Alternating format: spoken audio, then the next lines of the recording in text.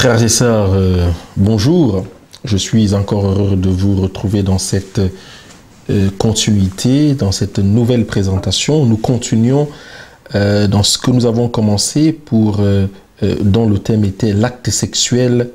Je veux dire, le thème est l'acte sexuel, un acte spirituel. Et nous sommes arrivés dans Apocalypse 17 et nous étions en train de décortiquer le verset 3 qui disait que il me transporta en esprit dans un désert et je vis une femme assise sur une bête écarlate pleine de noms de blasphème ayant 7 têtes. Et nous avons dit que les noms de blasphème, c'est tous les mots que nous utilisons qui n'honorent pas Dieu dans notre sexualité. Et nous avons pris un exemple de mot en disant quand quelqu'un dit à son épouse ou à son compagnon « mon chien, ma chienne, mon lion », ce sont des noms d'animaux. Or, vous êtes des hommes créés à l'image de Dieu.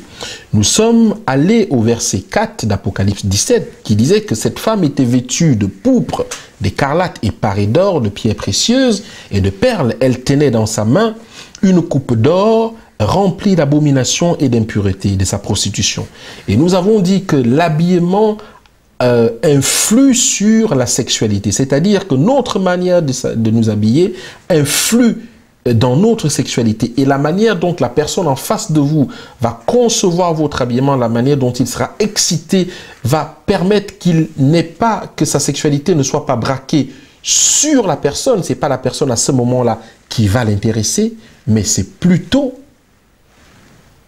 son appareil sexuel qui va l'intéresser et généralement, après avoir commis l'acte sexuel, on se sépare, on n'a pas longue vie et tout genre de problème apparaît simplement parce que cette personne a aimé une personne vêtue et n'a pas aimé la personne spirituelle qu'elle représente. Et d'ailleurs, la personne spirituelle qu'elle représente.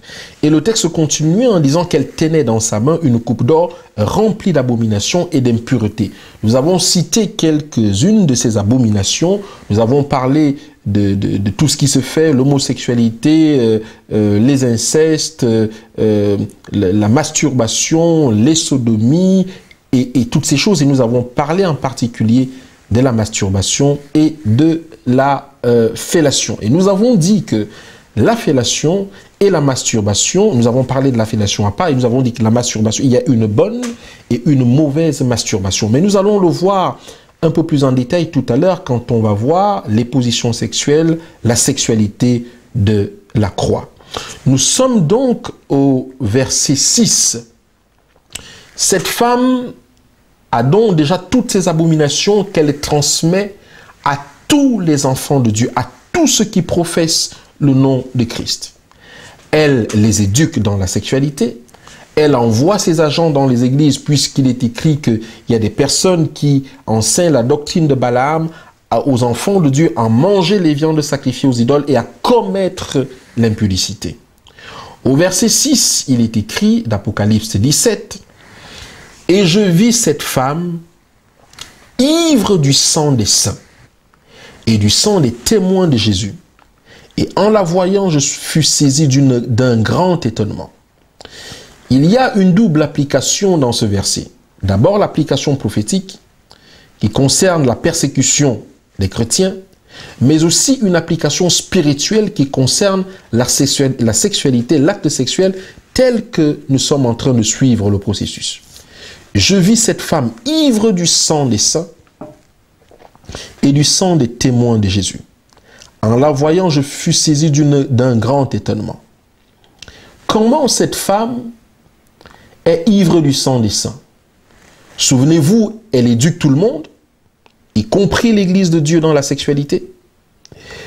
Elle arrive à injecter dans les enfants de Dieu des paroles de blasphème dans l'acte sexuel. Elle a une coupe remplie, elle a une coupe d'or remplie d'abominations. Et cette coupe d'or remplie d'abominations produit une sexualité dépravée qui chasse le Saint-Esprit.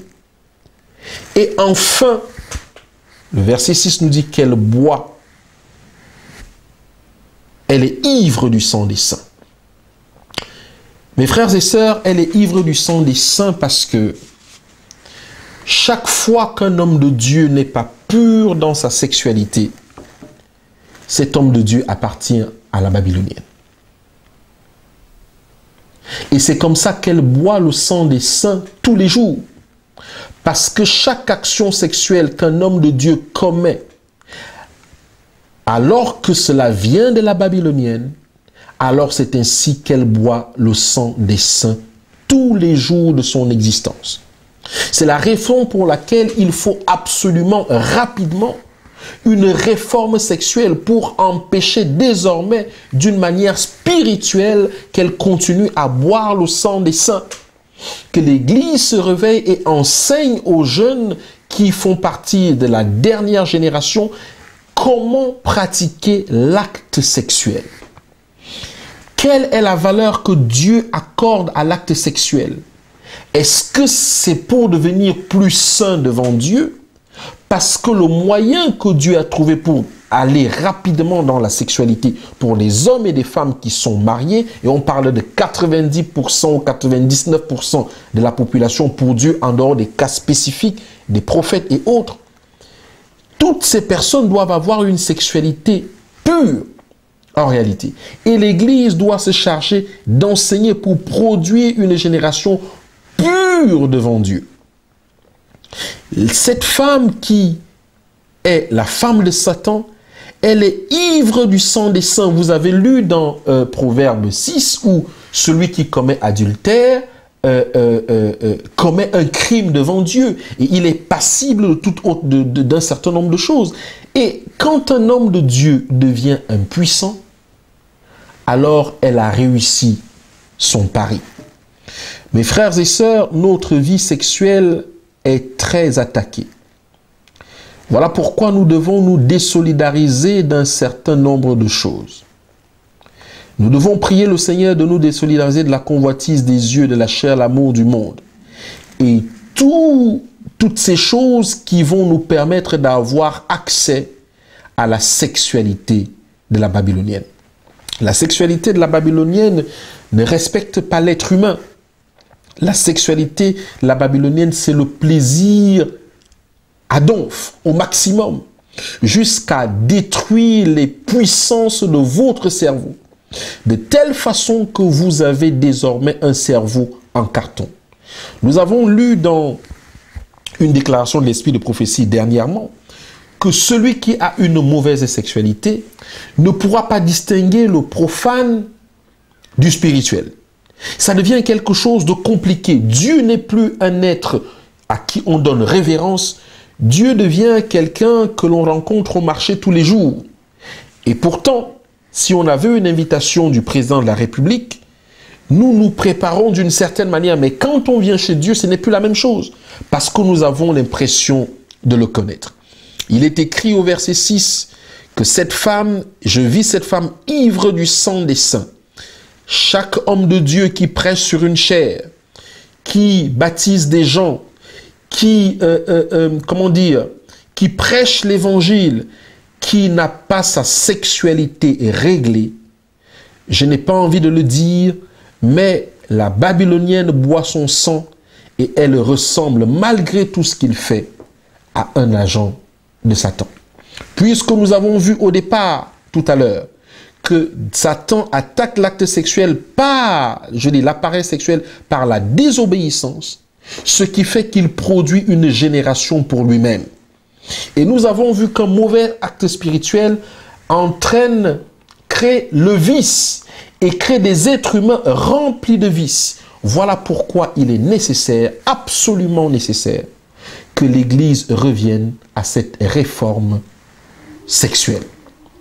Elle boit le sang des saints tous les jours, en quantité industrielle, parce que les saints de Dieu ont réellement des problèmes sexuels.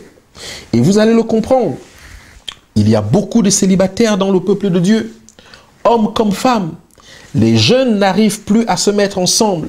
Ils grandissent dans une même église. Ils préfèrent aller voir ailleurs que de se marier à l'intérieur. Nous sommes dans nos églises une grande quantité de nos sœurs qui sont célibataires. Déjà peut-être parce qu'il y a très peu d'hommes, mais aussi parce que ces quelques hommes qui restent vont voir ailleurs. Pourquoi? Peut-être parce que leur sexualité aussi a un problème. et que c'est mieux ce que la babylonienne nous montre, les films à l'eau de rose, où il n'y a plus de limite, où ce qui compte, c'est l'acte sexuel et non la prise en compte de la personne en tant qu'être créé par Dieu, en tant que membre du corps du Christ. Je vais relire ce verset. Et je vis cette femme ivre du sang des saints et du sang des témoins de Jésus. Et en la voyant, je fus saisi d'un grand étonnement. Comment est-ce que des hommes qui prêchent la parole de Dieu sont aussi pourris dans leur sexualité? Quand Jean voit ça, il est saisi d'un grand étonnement parce qu'il ne comprend pas ce qui se passe. Comment est-ce que la babylonienne a réussi son plan aussi facilement? 1 Corinthiens 6, verset 17, de dire, mais celui qui s'attache au Seigneur celui qui s'attache au Seigneur est avec lui un seul esprit. Celui qui va s'attacher au Seigneur va voir sa sexualité purifiée et désormais, le Saint-Esprit participera à 100% à son acte sexuel. Mais 1 Corinthiens 6, verset 18, nous l'avons déjà lu, qui nous disait tout à l'heure, fuyez l'impudicité, quelque autre péché qu'un homme commette, ce péché est hors du corps, mais celui qui se livre à la pornographie pêche contre son propre corps. Et la question est, si vous péchez contre votre propre corps, qui vous pardonnera? Le corps ne pardonne presque jamais. Parce que lorsque vous avez fait des choses d'une manière consciente, lorsque vous arrivez dans votre vieillesse, à partir de 35 à 40 ans, vous avez l'Alzheimer, vous êtes incontinent, vous êtes assujetti à plusieurs maladies parce que vous avez détruit votre corps par une sexualité dépravée. Et voilà pourquoi le texte dit que celui qui commet la pornographie pêche contre son propre corps, et je ne sais comment vous allez demander pardon à votre propre corps. Et même si vous le faites, les conséquences ne disparaîtront pas. Vu l'importance de montrer que l'appareil sexuel est le lieu très saint du corps que nous devons préserver au maximum pour la gloire du Seigneur. Et donc, nous arrivons donc pour prouver que l'acte sexuel est un acte spirituel. Genèse 1, verset 25 à 31 nous dit que Dieu fit les animaux de la terre selon leur espèce, le bétail selon son espèce, et tous les reptiles de la terre selon leur espèce. Dieu vit que cela était bon. Vous voyez, Dieu dit que cela était bon. Il ne dit pas autre chose. Mais gardez à l'esprit cela était bon. Le texte continue en disant, puis Dieu dit, faisons l'homme à notre image selon notre ressemblance, et qu'il domine sur les poissons de la mer, sur les oiseaux du ciel, sur le bétail, sur toute la terre et sur tous les reptiles qui rampent sur la terre. Dieu créa l'homme à son image, il les créa à l'image de Dieu, il créa l'homme et la femme, Dieu les bénit et Dieu leur dit, soyez féconds, multipliez-vous, remplissez la terre et la sujettissez et dominez sur les poissons de la mer, sur les oiseaux du ciel et sur tout animal qui se meut sur la terre. Et Dieu dit, voici je vous donne toute herbe portant de la semence, qui est à la surface de toute la terre, et tout arbre ayant en lui du fruit d'arbre et portant de la semence. Ce sera votre nourriture.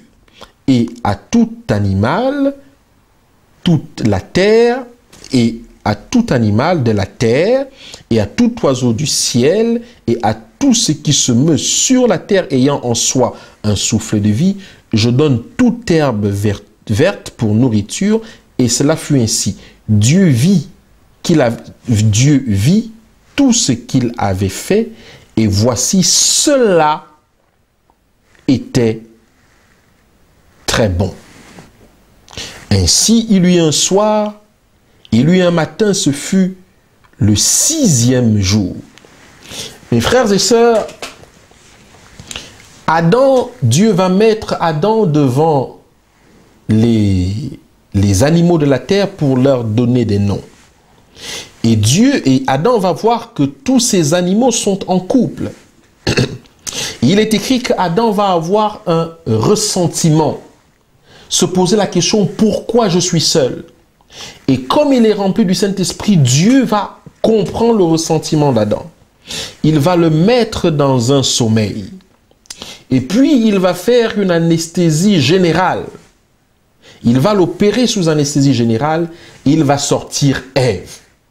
Souvenez-vous que Adam est allé dans le sommeil avec un sentiment. Il est seul. Il pense qu'il peut avoir quelqu'un et Dieu va répondre à cela. La première chose que nous voyons ici et qu'il faut comprendre, et ça c'est pour les sœurs, c'est que quand Ève est créée, Ève va voir Adam le premier. Ève va voir Adam en premier. Adam ne va pas voir Ève. Dieu va expliquer à Ève ce que Adam ne sait pas, parce que Adam ne sait pas utiliser son appareil sexuel. Il est mort, en fait, il s'est endormi, pardon, avec un ressenti, une envie simplement. Et Dieu va expliquer à Ève comment fonctionne la sexualité. Il va lui dire, tu vois Adam qui est couché là. Il ne sait pas comment utiliser. Viens au niveau de ses reins. Tu vois cette affaire qu'il a entre ses reins. Voici comment tu vas l'utiliser. Voici comment tu vas faire. Tu vas le lui enseigner parce qu'il ne sait pas. La première chose ici, et ça c'est le premier conseil, mesdames, c'est vous qui choisissez votre mari. Ce n'est pas votre mari qui vous choisit. Pourquoi? Parce que Ève a vu Adam, la première. Elle a eu le temps de voir Adam sous toutes ses coutures. Et elle a aimé Adam parce qu'elle aurait pu dire non. La femme, Adam, a vu Ève couchée nue. Donc Ève a eu le temps de faire le tour et de choisir, d'accepter que oui, ce sera mon homme. L'autre chose, et ça c'est un vieux pasteur qui me donnait ce conseil en disant, mon fils, ta femme va toujours t'aimer lorsqu'elle te verra endormi. Chaque fois que tu seras endormi, elle t'aimera toujours. Mais le jour où tu te réveilles pour commencer à tout regarder, tout contrôler, tu auras un sérieux problème avec elle. Ça, c'est un premier conseil. L'homme endormi est aimé par sa femme. C'est la femme qui prend la décision de choisir son mari. Parce que, mesdames, si vous ne choisissez pas votre mari, vous aurez beaucoup de problèmes à être soumises, premièrement. Vous aurez beaucoup de problèmes à être soumises. Voilà pourquoi il est nécessaire de faire le choix puisque vous avez cette possibilité. Et vous savez que chaque fois qu'un homme, une femme est encore à l'extérieur de la maison, c'est-à-dire qu'ils ne vivent pas encore en couple avec son mari, l'homme peut tout lui donner. Vous demandez à l'homme la lune, s'il peut, il va vous l'apporter. Vous demandez à l'homme ceci, s'il peut, il va vous l'apporter. Donc vous avez le pouvoir à ce moment-là de décider de celui que vous voulez épouser. Le problème, c'est qu'une fois que vous êtes marié, l'homme reprend ses droits puisqu'il est écrit « Comme Christ est le chef de l'Église, ainsi l'homme est le chef de la femme. » Bien évidemment, ce n'est pas une question de dictature. Chacun a ses responsabilités. Et peut-être dans les prochaines présentations, nous allons le voir. Voilà donc Adam qui est couché, qui n'est au courant de rien. Et voilà Ève à qui Dieu va remettre la connaissance de la sexualité. Qu'est-ce qui va donc se passer? Alors que Adam est en train de se lever, il va se rendre compte qu'il a une femme qui est enfin os de ses os et chair de sa chair. Et Dieu est là avec les anges, en train de regarder cette scène. Qu'est-ce qui va se passer? Alors que Adam est en train de dire, enfin celle-ci est os de mes os et chair de ma chair, eh bien, permettez-moi l'expression, Adam va faire l'amour à ce moment-là avec sa femme. Et les anges et Dieu seront là pour applaudir, pour voir si justement Adam et Ève ont compris quelle était leur mission. Et c'est pour ça que Dieu va pouvoir dire, après que Dieu ait créé la femme, et nous sommes au 6e jour, cela était très bon. Mais pour que Dieu dise que cela est très bon, il faut que la femme et l'homme aient fait l'amour pour savoir si effectivement ils ont compris leur mission et si ce que Dieu a créé fonctionne bien. Et c'est pour ça que je vais également parler de quelque chose ici. Vous comprenez donc que le premier acte spirituel qui est posé au jardin d'Éden, c'est l'acte sexuel d'Adam et Ève. Nous sommes au 6e jour et la croix va s'implanter dessus. Quand je dis que les anges ont chanté, je ne me trompe pas et que c'était un concert céleste. Je ne me trompe pas parce que dans Luc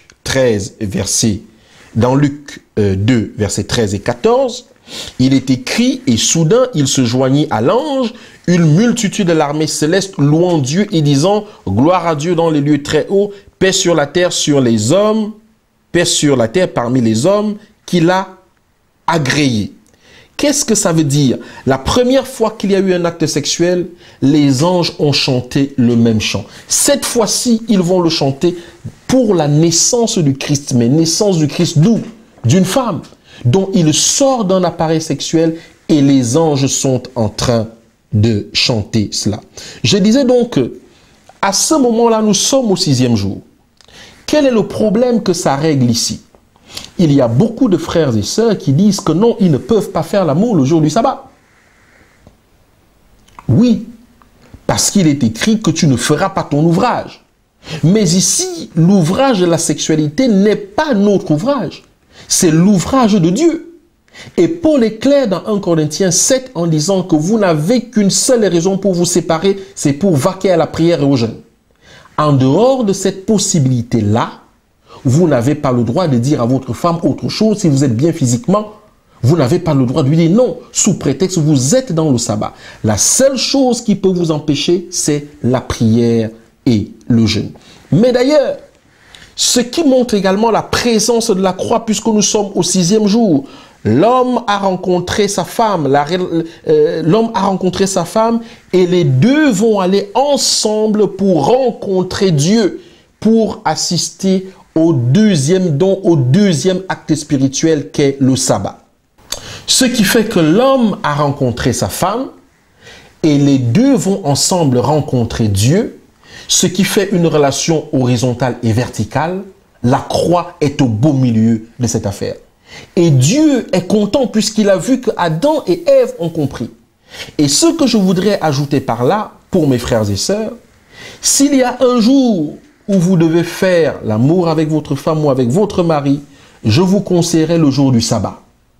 Parce qu'il est bien que vous arrivez dans le temple de Dieu étant bien dégourdi, bien content, le visage rayonnant, parce que vous êtes entré dans le sabbat comme il a été prévu à la création, c'est-à-dire une fusion entre l'homme et sa femme pour aller maintenant vers Dieu de telle façon que Dieu bénisse tout ça dans le repos de l'Éternel qui est le jour de l'alliance.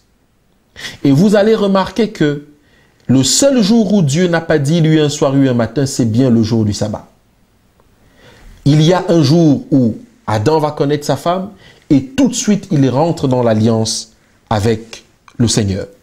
C'est très important de comprendre les choses dans ce sens-là et dans cet ordre.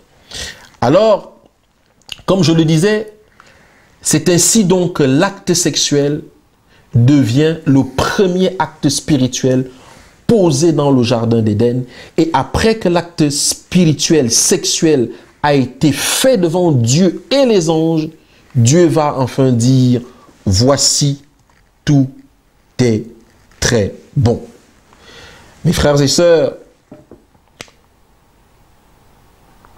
il est possible que je n'explique pas bien les choses. Il est possible que je ne mette pas les mots à leur place. Mais ce que je sais, c'est que la Bible regorge de vérité qu'il faut supporter de creuser. Je vous invite à regarder ça de près et à regarder maintenant votre activité sexuelle comme le faisant en présence de Dieu. Non pas pour vous restreindre, mais pour vivre la loi de liberté de l'esprit. Car là où est l'esprit de Dieu, là où est la liberté, la joie et le bonheur. Dieu n'est pas ici en train de parler de restrictions.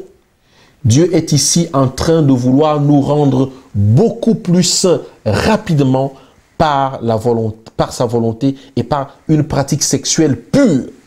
Et nous allons le voir dans le thème suivant, la sexualité de la croix, les positions sexuelles. Amen.